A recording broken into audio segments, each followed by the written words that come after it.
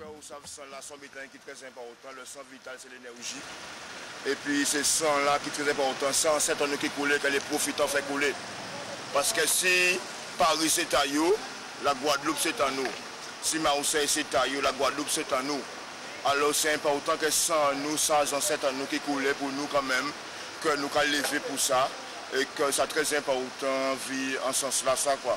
Bon, les gens qui fait boudin, c'est la culture, qu'on comprend ces gens-là, qu'on comprend le peuple. Chaque monde a une vision, c'est-à-dire que les témoins, je ne vais peut-être pas, on est obligé de respecter les uns et les autres parce que nous sommes amenés à vivre en société. One blood. Ben, ça veut dire qu'on a tous le même sang à l'intérieur de soi. Cette couleur. Le sang, c'est la vie. Le sang, c'est la vie. Le sang, c'est la peur, la souffrance, la mort. Voilà.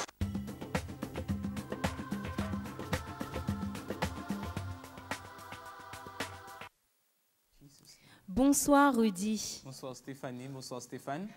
Rudy, Salut. on l'a vu au travers du micro-trottoir. Chacun a sa définition. Le VOC évoque quelque chose de différent pour tout à chacun. Mais est-ce que tu peux nous définir justement ce qu'est le sang, nous le rappeler et nous dire quelle est la fonction qu'il occupe dans le corps humain, donc dans notre corps en général? Alors, le sang, c'est tout simplement un fluide ou un organe liquide du corps humain. Et il a comme fonction de transporter tout simplement de nombreuses substances à travers tout le corps, donc vers les organes ou autres, et ce, via le système des vasculaires, c'est-à-dire le système des vaisseaux sanguins, tout simplement. Et, ah d'accord, tu as répondu à la fonction que ça avait. Voilà. Donc ça alimente Voilà, nos muscles, c'est ce qui nous permet etc. de... Tous nos organes. Ça transporte vers les nutriments Ça emmène la nécessaires- vie à nos muscles et tout voilà, ça. Exactement, les nutriments nécessaires pour leur bon fonctionnement.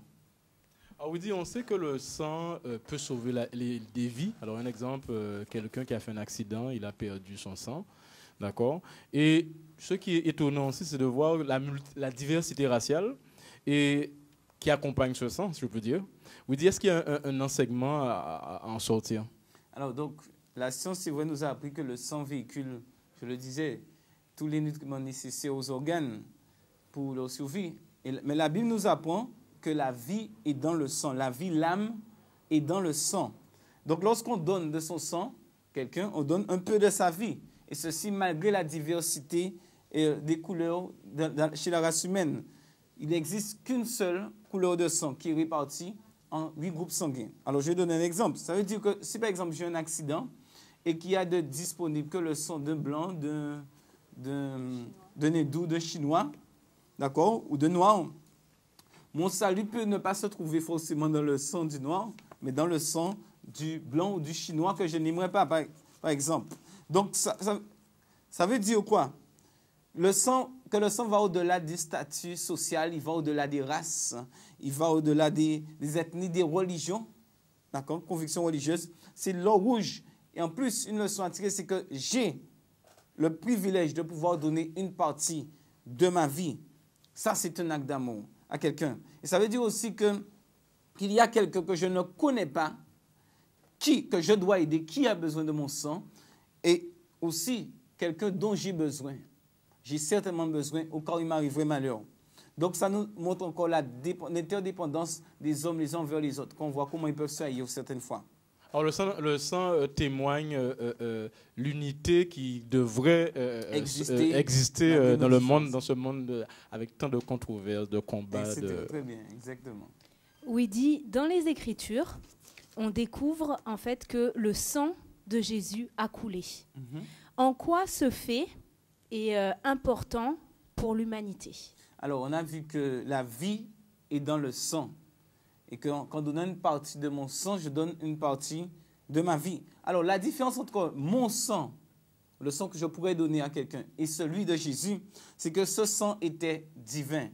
La Bible dit que ce n'est pas par des choses périssables, par de l'argent ou de l'or, que tu as été racheté de la vaine manière de vivre que tu avais hérité de tes pères, mais par le sang précieux de Christ.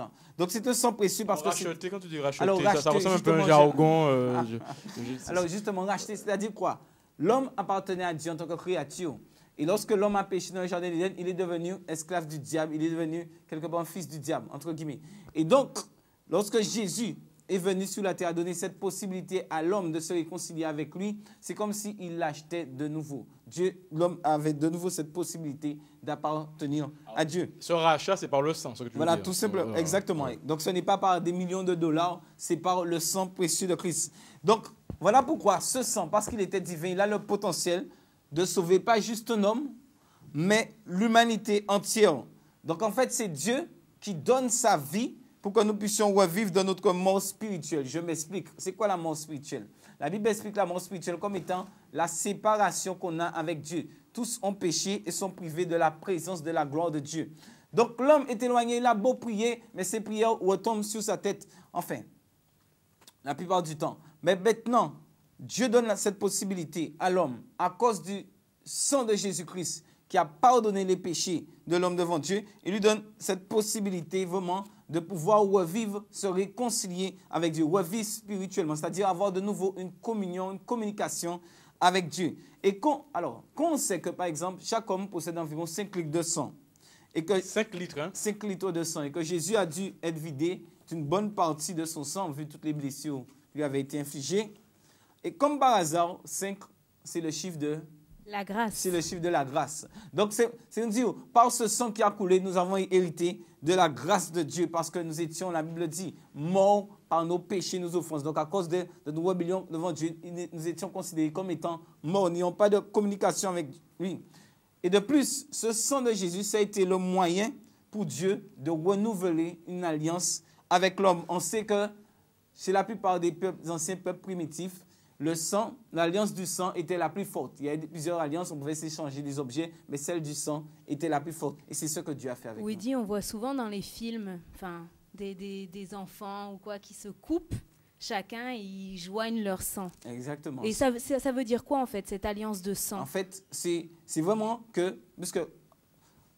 alors, il faut comprendre. Dans les alliances de sang, ça veut dire quoi? Que tout ce qui est à toi est à moi, tout ce qui est à moi est à toi. Et si on m'attaque, tu viendras me défendre et vice-versa. Si l'un de nous ne respecte pas les clauses de cette alliance, quelque part, ça peut entraîner la mort. Est-ce qu'on peut dire que si on est prêt à accepter ce genre de rituel entre les humains, on devrait l'accepter entre Dieu et les hommes? Exactement, exactement. C'est la raison pour laquelle Dieu permet qu'il y ait jusqu'à présent des tribus. J'avais vu une émission où il y avait plusieurs chefs de tribus en Afrique qui se coupaient, justement, qui mélangeaient leur sang pour faire une alliance. Donc, encore Dieu permet ça pour nous montrer la puissance de ce qu'il a fait pour nous. Alors, c'est pas stupide hein, de croire que Dieu a versé son sang pour qu'on puisse... Non, tout à fait, pas du tout. Ok. Alors, les Écritures, vous dit, nous apprennent que le sang de Jésus a coulé, en effet. D'accord. Alors, quels sont les bienfaits que le sang de Jésus, en plus de ce que tu as dit, le rachat direct, peut nous donner? Alors, j'ai déjà parlé du rachat, exactement. Le pardon des péchés, il est dit en hébreu, sans effusion de sang, Hébreux 9, 22, il n'y a pas de pardon. Si Dieu peut nous pardonner nos péchés, c'est à cause du sang de Jésus-Christ qui a coulé. La Bible dit aussi, le sang de Jésus, son Fils, nous purifie de tout péché. Donc, non seulement tu es pardonné, mais tu es purifié parce que le péché est une souillure. Et ce sang a même la capacité de purifier ta conscience de tous ces souvenirs de péché. Souvent, on se sent coupable, même si on a demandé pardon à Dieu. Mais le sang de Jésus-Christ peut effacer la culpabilité. Il a la capacité de nous justifier. C'est quoi justifier? Dieu nous déclare tout simplement juste. Nous sommes des pécheurs, mais aux yeux de Dieu, il nous voit au travers du sang de Jésus. Et nous sommes comme des justes devant lui, c'est-à-dire comme des gens qui peuvent se tenir devant Dieu sans complexe d'infériorité ou sans culpabilité parce que Dieu les accepte. Ce sang, ça a été le moyen de réconciliation de Dieu avec l'humanité. L'humanité était rebelle à Dieu.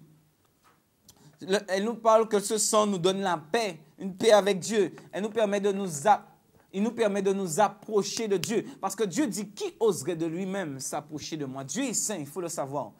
Et grâce au sang de Jésus-Christ, nous pouvons non seulement nous approcher de Dieu, mais avoir une proximité avec lui. Parce qu'il est dit, c'est un verset que j'aime beaucoup en Éphésiens, chapitre 2, verset 13, vous qui étiez jadis éloignés, vous avez été rapprochés par le sang de Christ. Éloigné de qui et de quoi? Nous étions éloignés de Dieu. Voilà, à cause de notre péché, nous devions nous tenir au loin. Elle nous parle aussi, elle nous montre que le sang, c'est une arme contre le diable. Il est dit en Apocalypse que ceux qui ont cru en lui, ils ont vaincu le diable à cause du sang de l'agneau. Et la parole de leur Dans témoignage. les films, dans certains films, on voit des gens des fois qui font des cercles avec Non, le... non, ça, vous savez, le diable, c'est un grand imitateur, etc. Donc, c'est pour ça qu'il utilise Alors, beaucoup un chrétien, le sang. un chrétien